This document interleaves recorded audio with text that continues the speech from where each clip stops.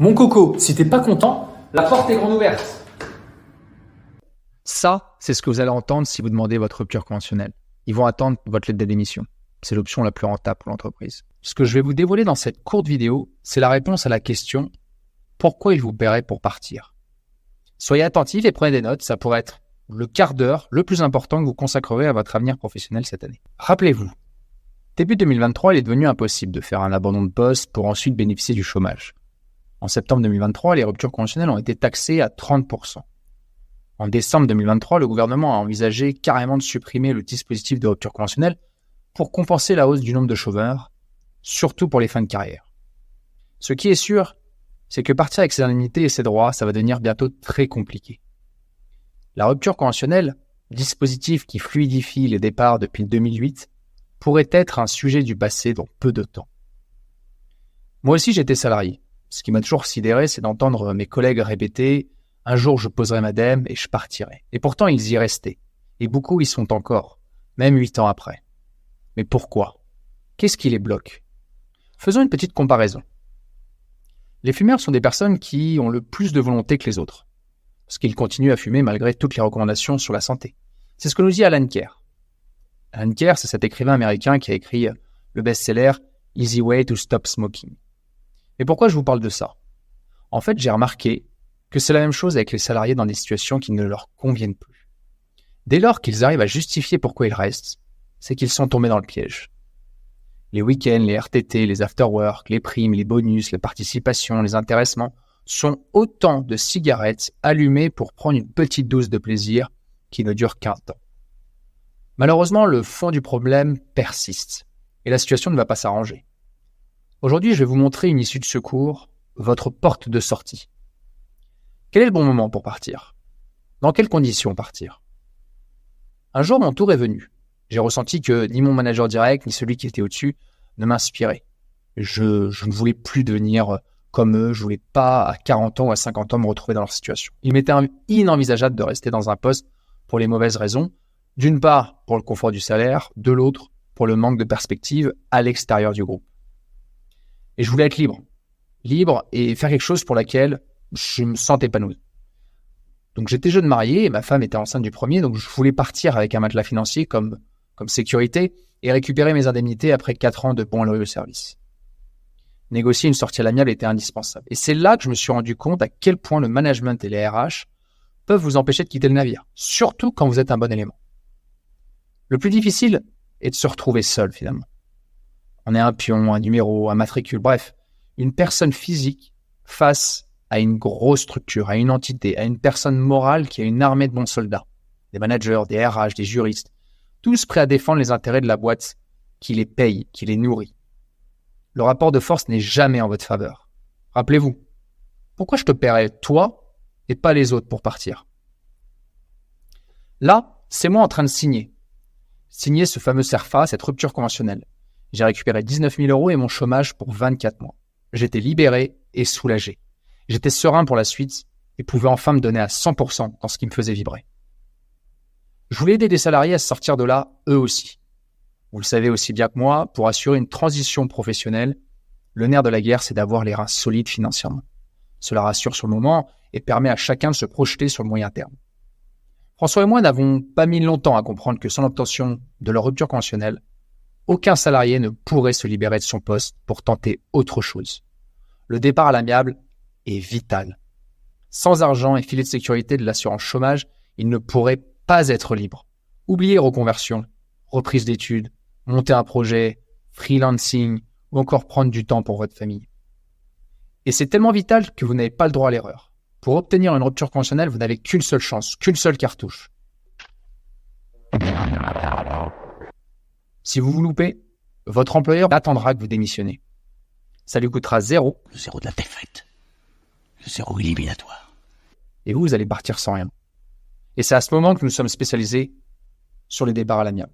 Un employeur peut-il refuser de m'accorder une rupture conventionnelle ? Oui, et d'ailleurs, il a tout intérêt à le faire, parce que s'il vous accorde une rupture conventionnelle, il doit vous verser obligatoirement une indemnité proportionnelle à votre ancienneté et à votre salaire. En fait, ça lui coûte aussi cher qu'un licenciement, donc il a plutôt intérêt à ce que vous démissionniez, mais ça, il ne peut pas vous l'imposer. Alors, nous n'avons Pas fait de courrier en accusé-réception, pas pitcher un projet de reconversion, ni menacer personne d'un procès au prud'homme, ni fait du chantage aux arrêts maladie, ni encore, et pire que tout, les supplier, s'il vous plaît, laissez-moi partir. Non. Notre idée était claire. Pour que ça marche, il fallait partir en bons termes. Alors comment fait-on pour que votre employeur soit convaincu de vous laisser partir et de vous payer? Donc c'est simple. Avec François, on s'est enfermé pendant des mois. On a tout épluché sur le sujet. On a étudié tous les cas possibles. On s'est formé en négociation. D'abord en France, puis on s'est envolé ensuite pour Boston aux États-Unis pour réussir à être certifié en négociation à Harvard. Tout ceci nous a permis de créer un système unique pour arriver à sortir avec un chèque et la tête haute de sa boîte. On l'appelle le script. Et après l'avoir testé sur nos proches, on l'a lancé au grand public. Les effets sont immédiats dans tous les cas. Vous faites directement votre bilan. En 1 heure, nous pouvons directement avoir une idée claire sur la stratégie à mettre en place dans n'importe quel cas. On comprend et analysons votre environnement, la sociologie de votre organisation, votre situation actuelle et les individus impliqués. On vous dit exactement quel est le plan d'action à suivre, étape par étape, quelle est la stratégie à mettre en place dans votre cas. C'est simple, on reste hyper pragmatique, pas d'affect, on prend du recul sur chaque dossier. Les résultats sont tellement bons qu'Olivier a réussi à négocier sa rupture conventionnelle en à peine 48 heures. Ouais, 48 heures seulement après avoir appliqué ce qu'on avait vu ensemble dès le premier entretien individuel avec son manager. Alors vous allez me dire coup de chance. Là c'est Fabien, ça lui a pris 1 semaine. Rudy, 2 semaines.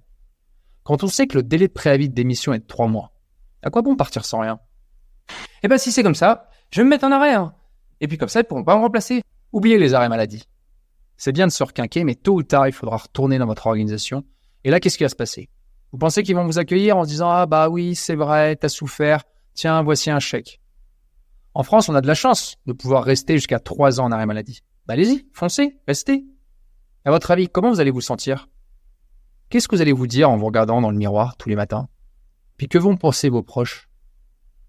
Alors vous allez me dire que votre organisation va craquer et que ça va leur coûter cher, mais à votre avis, qu'est-ce qui vous paye quand vous êtes en arrêt maladie? Ouais, c'est l'assurance maladie qui prend le relais. Donc votre employeur, il s'en accommodera. Puis pensez aux visites inopinées du médecin contrôleur. Donc le but, c'est de voir d'abord s'il est bien chez lui, parce que quand on est au repos, on doit rester chez soi, et de juger s'il est capable de reprendre son travail à l'issue de l'arrêt, ou s'il doit reprendre même avant. En revanche, pensez à vos collègues. C'est eux qui trinquent quand vous n'êtes pas là. Ils doivent reprendre votre travail. Non, mais je vais les traîner au prud'homme et en plus, j'ai un dossier sur eux. Oubliez le dossier. À votre avis, combien de temps ça prend de partir en procédure juridique et judiciaire? Les prud'hommes sont engorgés. Est-ce que vous avez 2, 3, voire 4 ans devant vous? Eh ben, je vais aller voir la médecine du travail. Et puis, ils me mettront inapte de toute façon. L'inaptitude, vraiment. Vous m'avez dit que vous avez toujours bien fait votre travail. Et là, vous voulez être inapte? Et vous savez combien de temps ça prend? Et combien de dossiers sont acceptés? Ah non, mais c'est simple. Moi, je vais les menacer. Je vais leur faire un courrier recommandé. Oubliez la menace. Vous avez le droit de demander votre rupture conventionnelle autant de fois que vous le souhaitez. Votre employeur a le droit de vous la refuser autant de fois qu'il le souhaite. Il n'est même pas obligé de répondre à votre courrier. Dès lors qu'il sait que vous voulez cette rupture conventionnelle, il attendra que vous démissionnez. Et ça lui coûtera 0. Le 0 éliminatoire. Et vous aurez tout perdu. Non, mais de toute façon, je suis plus motivé. Alors, je vais leur démontrer par A plus B que finalement, ça leur coûte plus cher de me faire une rupture conventionnelle que de me garder. Oubliez de vouloir convaincre aussi votre employeur que ça lui coûtera plus cher de garder quelqu'un démotivé. 1. Si vous êtes encore en poste, c'est que vous rapportez plus que vous ne coûtez. L'employeur sait compter. 2. À votre avis, combien ça coûte réellement de vous payer à partir? Allez, je vous aide. Pensez à la désorganisation de l'équipe, au coût de recrutement, coût de formation, coût de prise de poste et du temps que tout ça prend, parce que ça aussi, ça a un coût.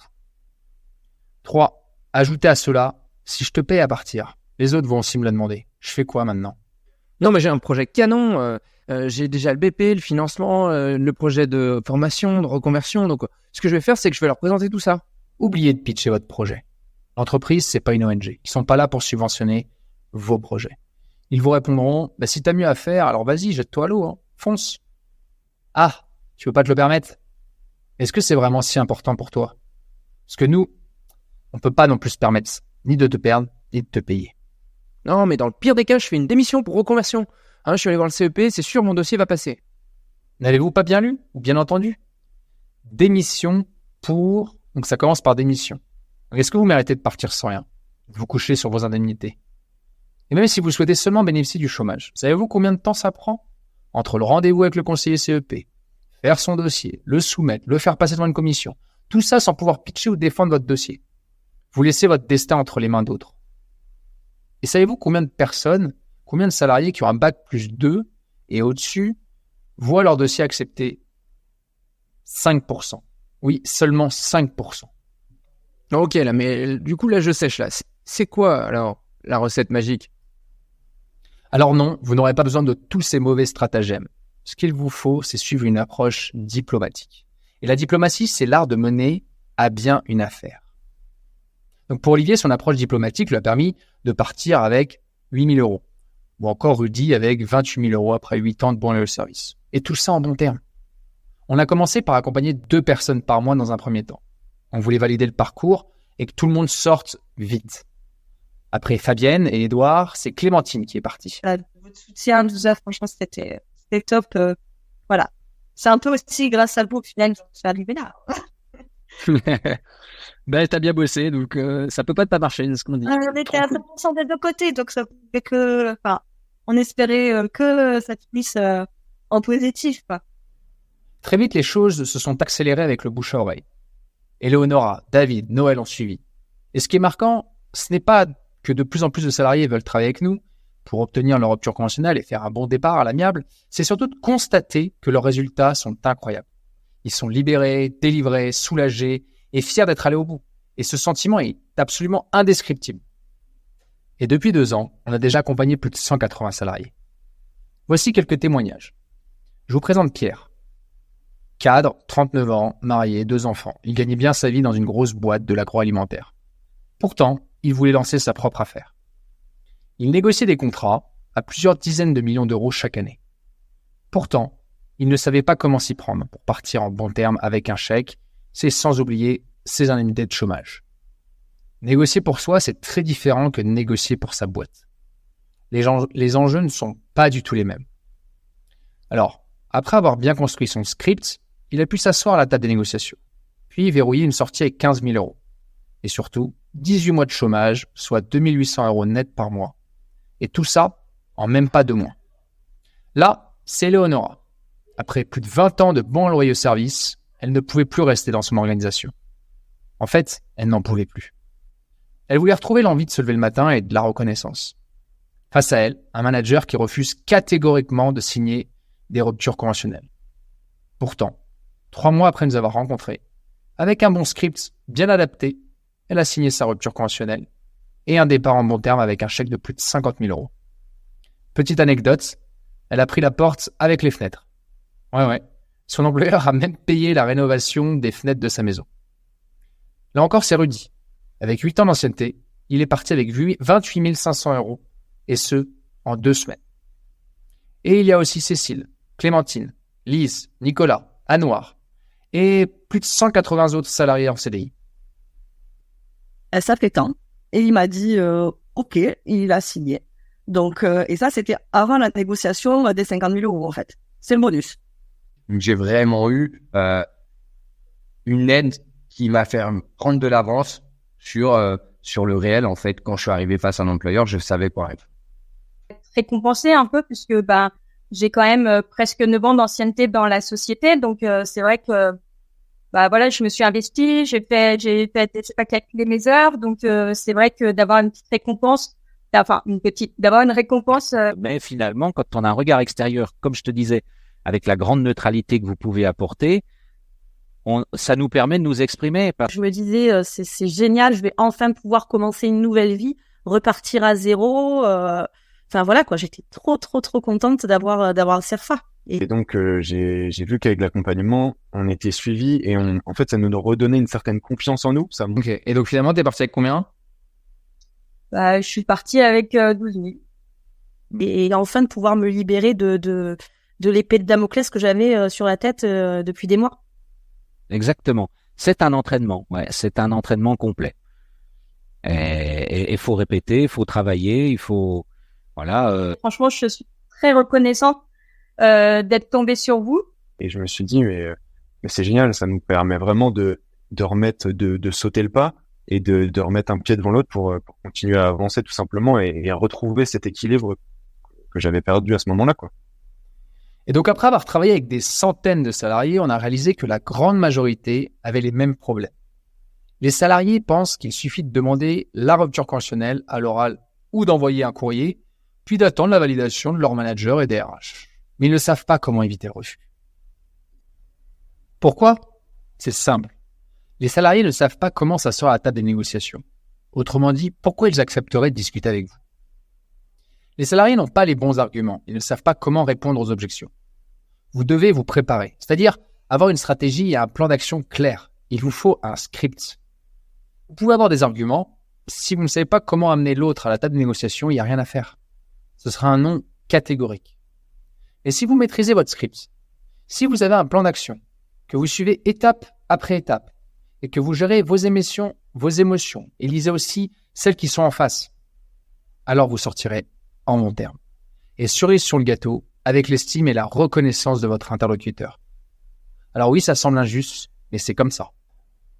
Notre objectif est de permettre aux salariés de maîtriser la méthode et les bonnes pratiques, les outils et les astuces qui créent les conditions pour négocier une rupture conventionnelle et un départ à l'amiable. Et donc avec la bonne méthode, nous vous éviterons de vous prendre un refus, vous serez libéré avec vos indemnités et vos droits au chômage. Maintenant, laissez-moi vous expliquer comment le script fonctionne. Pour bien comprendre, prenons l'exemple de Lise. Donc Lise est une personne très dévouée, très bien vue par son management. Les résultats parlent pour elle. Quand je l'ai rencontrée, elle était dans une situation de fatigue. Elle n'avait pas la reconnaissance qu'elle estimait méritée. Les augmentations et bonus donnés n'étaient pas à la hauteur de son investissement. Elle savait depuis quelques mois qu'au fond d'elle, elle ne voulait plus travailler pour sa boîte. Ses relations étaient bonnes, mais elle ne se projetait pas plus dans cet environnement. Maman de 3 enfants et avec un crédit sur le dos, elle savait qu'elle ne pouvait pas démissionner et se mettre à risque. Bien qu'elle avait un projet en tête sur lequel elle travaillait en parallèle, quand elle avait un petit peu de temps, elle ne se sentait pas de se jeter dans l'inconnu sans filet de sécurité. Et elle ne méritait pas de partir sans rien après 6 années de bons et loyaux services. Et elle savait qu'elle devait partir. Elle savait qu'attendre n'allait pas améliorer les choses. La seule solution pour elle, c'est d'obtenir une rupture conventionnelle. Et à ce moment-là, Lise réalise qu'elle risque de prendre un refus, ne sait pas comment s'y prendre, ne doit pas partir sans rien, et elle est seule face à son organisation, face à ses managers, face aux RH qui défendent les intérêts de la boîte. Heureusement, elle nous a contactés. Je savais quoi faire et je savais comment l'aider. Mais avant qu'on ne commence à construire le bon script, il est très important que Lise fasse son bilan. Le bilan nous permet de comprendre sa situation actuelle et les forces en présence. On définit avec Lise la stratégie à mettre en place, le plan d'action, et on la conseille sur l'élaboration de son script. Dans le cas de Lise, il est important qu'elle rompe la distance avec son management dû au fait du télétravail. Il est toujours compliqué de communiquer à distance quand on veut partir. Lise devait gérer un manager compliqué et des RH distants. Elle savait que la politique du groupe était pas de rupture conventionnelle. Bâtir son script lui a permis de savoir comment s'adresser aux bonnes personnes, avec les bons arguments, avec une bonne gestion des objections. Mais Lise n'est pas seule. Il y a aussi Nicolas. Lui, il avait une promesse d'embauche signée, donc il n'avait que 3 mois maximum devant lui. Dans un cabinet depuis 7 ans, il avait porté à bout de bras de nombreuses affaires et ne supportait plus sa manager. Malgré les relances et les axes d'amélioration, il ne voulait pas et ne voulait plus perdre son temps, son énergie dans cet environnement. Il avait refusé plusieurs avances d'autres cabinets pour rester fidèle à ses clients, mais la dernière proposition était vraiment trop intéressante. Donc en bâtissant son script, il a pu contrôler l'avancée des échanges et sa temporalité. Son but était de s'asseoir rapidement à la table des négociations avec la bonne personne, celle qui va signer, qui acceptera de vous payer pour que vous partiez. Au final, il est même parti avec 6 clients sur les 37 de son portefeuille et 4 autres vont le rejoindre l'année prochaine. Une autre histoire, celle d'Amira. Elle voulait se mettre à son compte après avoir travaillé 17 ans en tant qu'architecte salarié. Le script lui a permis, et elle l'a construit avec nous, lui a permis de partir sur un deal. Départ avec une rupture conventionnelle, elle ouvre son cabinet et traite 50% de ses anciens dossiers avec son ancien patron, donc en tant que partenaire et plus en tant que salarié. Et en même temps, elle développe son affaire en parallèle. Il y a eu Cécile qui souhaitait aussi ouvrir son cabinet, cette fois-ci de thérapie, et qui, après moins de 2 ans en poste, ne souhaitait pas bénéficier de grand-chose, sauf au moins le temps de faire décoller son affaire. Et donc, le script lui a permis de négocier avec les 2 associés de sa structure. Il y a eu Isabelle aussi. À 4 ans de la retraite, elle était en arrêt maladie depuis 3 mois. Elle avait besoin de reprendre contact avec le bon interlocuteur. Elle ne voulait pas retourner dans son poste, dans cet environnement toxique, et souhaitait partir la tête haute avec ses indemnités après 27 ans dans l'organisation. Donc, on parlait quand même de 22 500 euros. Il y a eu Fabrice encore, à qui on a proposé une rupture conventionnelle avec le minimum légal. Je crois qu'on lui proposait 7 500 euros après 9 ans de bon service. Et lui, il a voulu maximiser sa sortie. Et le script lui a permis de partir avec 10 000 euros de plus, donc 17 500 euros. Mais il y a aussi Sophie, Amélie, Olivier, Guillaume, Habib, Marc, Angélique et plus de 150 autres salariés. Donc partir seul sans préparation en mode ça passe ou ça casse, c'est le meilleur moyen de vous prendre en revue. Et je vous garantis que c'est ce qui va se passer si vous demandez votre rupture conventionnelle. Ça sera un non. Et vous serez obligé de démissionner. Ou alors vous serez mis au placard. Non, mais j'ai des amis qui ont déjà fait des ruptures conventionnelles. Donc, je vais leur demander, il n'y a pas de raison que ça marche pas pour moi, surtout que je m'entends bien avec mon boss. Et puis, je vais lui démontrer que ça lui coûtera moins cher de me faire une rupture conventionnelle que de me garder. La rupture conventionnelle, c'est du cas par cas. Et vous n'avez le droit qu'à une seule chance. Vous n'avez qu'une seule cartouche. Alors, maintenant, vous avez le choix entre, d'un côté, compter sur la chance et accepter de démissionner si ça ne passe pas. De l'autre, mettre toutes les chances de votre côté pour obtenir la rupture conventionnelle, vos indemnités, le filet de sécurité du chômage, et puis vous sentir enfin libéré, fier, soulagé de partir en bon terme. Et franchement, quand on a les arguments, quand on a un plan d'action clair, qu'on suit les étapes, et que vous faites ce que je vous dis de faire, c'est super simple. L'erreur, c'est de penser que parce que vous échangez, que vous discutez, alors il y a négo. Avec nous, vous n'avez qu'à suivre la méthode. Maintenant, si vous êtes malin et que vous choisissez l'option numéro 2 et que vous décidez de travailler avec nous, vous savez maintenant ce qui vous attend en termes d'action, de résultats et de rapidité. Donc, à qui cela s'adresse-t-il? C'est pour les salariés qui sont déterminés à faire un départ à l'amiable, les salariés qui sont déterminés à ne pas partir sans leur dû ni leurs droits, les salariés qui ne veulent pas abandonner 3, 5, 10, 15, 20, voire 30 années de bons et loyaux services, les salariés qui veulent se libérer, les salariés qui sont déterminés à se lancer dans un nouveau projet, les salariés qui sont prêts à passer à l'action, les salariés qui assument de ne pas subir, les salariés qui veulent mettre toutes les chances de leur côté pour n'avoir aucun regret, les salariés qui n'accepteront pas de démissionner, les salariés qui veulent prendre leur carrière professionnelle en main.